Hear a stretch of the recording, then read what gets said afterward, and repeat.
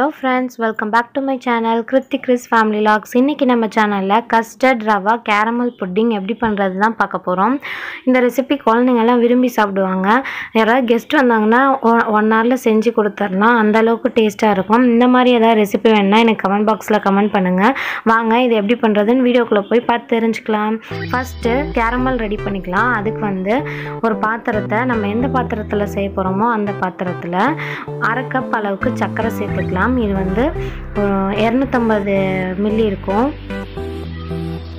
சக்கரை சேர்த்ததுக்கு அப்புறம் இது நல்லா மெல்ட் ஆகிறதுக்காக ஒரு 2 டீஸ்பூன் மட்டும் தண்ணி சேர்த்துக்கலாம். தண்ணி சேர்த்துட்டு அதை நல்லா கட்டிப்படாமல் கரைச்சி விட்டுட்டே இருங்க. இல்லைன்னா உடனேவே ஸ்டிஃப் ஆகிடும் சர்க்கரையை பொறுத்த வரைக்கும். இது நல்லா கரைஞ்சி கலர் சேஞ்ச் ஆகி வர அளவுக்கு நம்ம கலந்து விட்டுட்டே இருக்கணும். பாருங்க கலர் சேஞ்ச் ஆகிட்டே வருது. இன்னும் நல்லா நம்மளுக்கு திக் தேன் கலர்ல வரணும். நான் காமிக்கிறேன் பாருங்க. இந்த மாதிரி கலந்து விட்டாச்சு. இப்போ பாருங்க தேன் கலர் வந்துச்சு. இது நம்ம ஆற வச்சுக்கலாம். இந்த கேரமல் ஆறிட்டு இருக்கும்போது நம்ம புட்டிங்கான இதை ரெடி பண்ணிடலாம். அதுக்கு ஒரு கடாயில் 1/2 லிட்டர் அளவுக்கு பால் சேர்த்துக்கோங்க. நீங்கள் எந்த பால் வேணாலும் எடுத்துக்கலாம். ஆனால் திக்காக இருக்கணும். தண்ணி எதுவும் கலக்காத பாலை எடுத்துக்கோங்க. பால் காயணும்னு அவசியம் இல்லை. பால் ஊற்றின உடனேவே ஒரு 1.5 டேபிள் ஸ்பூன் அளவுக்கு நெய் சேர்த்துக்கலாம். நெய் சேர்த்துட்டு அது பால் பொங்கட்டும். அதுக்குள்ளே நம்ம கஸ்டர்ட் பவுடரை கலக்கி வச்சிடலாம். இது நல்லா கட்டிப்படாமல் கரைச்சி வச்சிடணும். நான் இன்றைக்கி தண்ணி சேர்த்து தான் கரைக்கிறேன். உங்கள்கிட்ட பால் இருந்ததுன்னா கெட்டி பால் ஊற்றி கரைச்சிக்கோங்க. இன்னும் டேஸ்ட் நல்லாயிருக்கும்.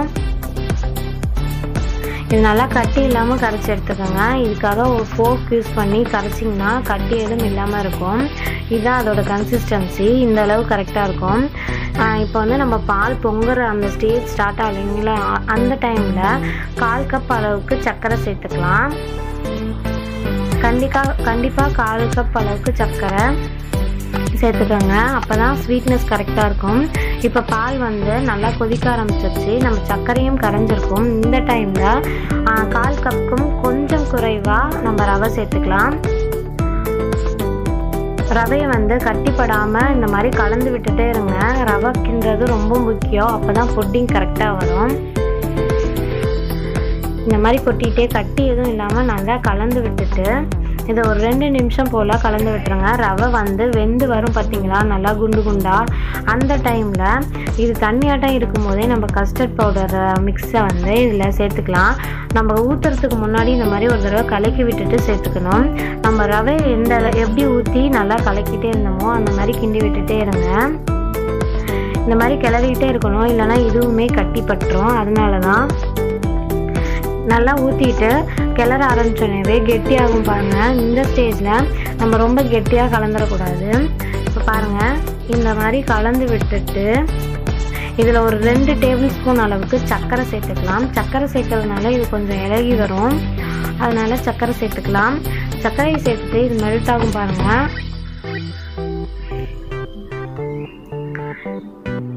இது வந்து இலகி வர ஆரம்பிச்சிருச்சு. இந்த ஸ்டேஜ் கரெக்டாக இருக்கும். இப்போ நம்ம இதை அடுப்புலேருந்து இறக்கிடலாம். இறக்கிட்டு நம்ம ரெடி பண்ணி வச்சுருந்த கேரமலில் இதை சேர்த்துக்கலாம். பாருங்கள் கட்டிலாம் எதுவுமே இல்லை. இந்த அளவு கன்சிஸ்டன்சி கரெக்டாக இருக்கும் புட்டிங் பண்ணுறதுக்கு. நம்ம கேக் பேட்டரை விட கொஞ்சம் திக்காக இருக்கும். இதெல்லாம் சேர்த்ததுக்கப்புறம் நம்ம ஒரு தடவை டேப் பண்ணி விட்டுறலாம். டேப் பண்ணி விட்டுட்டு இந்த மாதிரி ஸ்பேச்சுலா வச்சு ஒரு தடவை அமுக்கி விட்டுக்கோங்க. இந்த மாதிரி அமுக்கி கரெக்டாக விட்டதுக்கப்புறம் இட்லி பாத்திரத்தில் நான் தண்ணி ஏற்கனவே சூடு பண்ணி வச்சுருந்தேன். நீங்களும் அதே மாதிரி பண்ணிக்கோங்க. அதில் தூக்கி வைக்கிறதுக்காக ஒரு ஸ்டாண்டு, எது வேணாலும் நம்ம தட்டு கூட யூஸ் பண்ணிக்கலாம், பாத்திரம். இந்த மாதிரி தூக்கி வச்சதுக்கப்புறம் நம்ம எடுத்து வச்சிருந்த பேட்டரை இதில் எடுத்துக்கலாம். இந்த பேட்டர் கிண்ணி மேலே நம்ம ஊற்றி வச்சிருந்த தண்ணி மோதணும். அப்போ தான் வந்து இது நல்லா குக் ஆகும். இதுக்கு மேலே ஒரு மூடி போட்டு இந்த மாதிரி வெளியில் காற்று போகாமல் இருக்கிறதுக்காக ஒரு உரல் கல் வச்சிடுறேன். இந்த மாதிரி வச்சுட்டு மேலே இந்த மூடியும் இட்லி மூடியும் போட்டு மூடிடுங்க. இது மூடி ஒரு 1/2 மணி நேரம் கழித்து பார்ப்போம். இது வேகிறதுக்கு ஒரு 45 நிமிஷம் ஆகும். 30 to 45 நிமிஷம். இப்போ நம்ம ஓப்பன் பண்ணி பார்க்கலாம். நம்ம புட்டிங் வெந்துருச்சான்னு பார்க்கறதுக்கு ஒரு டூத்பிக் இல்லைன்னா கத்தி வச்சு குத்தி பார்க்கணும். இப்போ நம்ம டூத்பிக் வச்சு குத்தி பார்க்கலாம். பாருங்கள், ஒட்டாமல் வந்துடுச்சுன்னா வெந்துருச்சுன்னு அர்த்தம். பாருங்கள், ஒட்டவே இல்லை. இப்போ நம்ம புட்டிங் வெந்துருச்சு. இப்போ நம்ம இறக்கிக்கலாம். இறக்கிட்டு கீழே வைக்கிறேன். பாருங்கள்,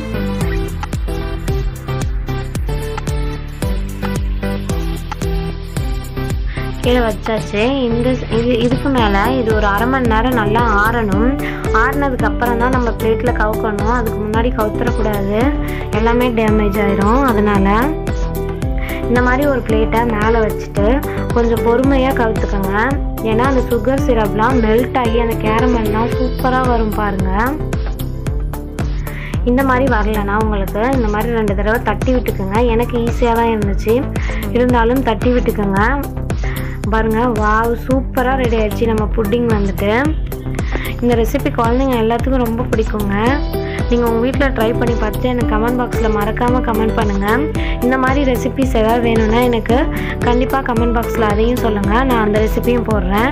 இதை நம்ம அழகாக டெக்கரேட் பண்ணிக்கலாம். நான் இன்றைக்கி செரி பழமும் புதினா இலையும் வச்சு தான் டெக்கரேட் பண்ணியிருக்கேன். இது பார்க்கவே செம்மையாக இருக்கும். நான் இதை கட் பண்ணி காமிக்கிறேன். பாருங்கள், எவ்வளோ சாஃப்டாக இறங்குது பார்த்தீங்களா. இது கட் பண்ணும்போது கொஞ்சம் கத்தியில் நெய் தடவிட்டு, நெய் இல்லைன்னா எண்ணெய் எது வேணாலும் தடவிக்கலாம், தடவிட்டு கட் பண்ணுங்கள். செம்ம சாஃப்டாக இருக்கும். இந்த ரெசிபி நீங்களும் உங்கள் வீட்டில் ட்ரை பண்ணி பாருங்கள், கண்டிப்பாக ட்ரை பண்ணி பாருங்கள். இந்த ரெசிபி உங்களுக்கு பிடிச்சிருந்துச்சுன்னா லைக் பண்ணுங்கள், ஷேர் பண்ணுங்கள், கமெண்ட் பண்ணுங்கள். மறக்காமல் என்னோட சேனலை சப்ஸ்கிரைப் பண்ணிக்கோங்க. தேங்க்ஸ் ஃபார் வாட்சிங். பாய்.